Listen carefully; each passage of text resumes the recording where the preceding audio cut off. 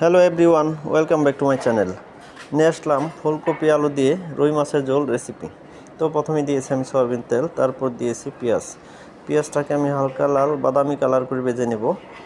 দেখেন, সেম এরকমভাবে পেঁয়াজটা ভেজে নেবেন। আমি দিয়ে দিলাম হালকা একটু পানি দেওয়ার পর দিয়ে দিলাম আদা রসুন বাটা, জিরা, ধনিয়া, হলুদ, মরিচ, স্বাদ মতো দিয়ে দিলাম লবণ।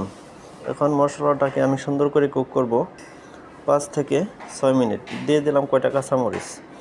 দেখেন, মশলাটা কিন্তু আমার কষানি হয়ে গেছে। আমি দিয়ে দিলাম আলু, দিয়ে দিলাম ফুলকপি, দিয়ে দিলাম হালকা পরিমাণ একটু পানি দিয়ে এটাকে সুন্দর করে কুক করব আমি 70% বয়েল হওয়া পর্যন্ত। অবশ্যই ভালো করে কুক করতে হবে, মশলাটা যেন সুন্দরভাবে গলে।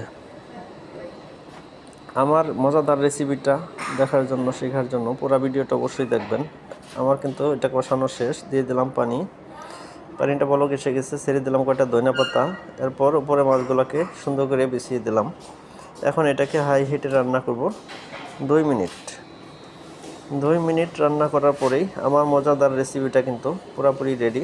দেখেন, আমি দেখাচ্ছি কতটা জুসি হয়েছে আমার ফুলকপির রুই মাছের ঝোল রেসিপিটা।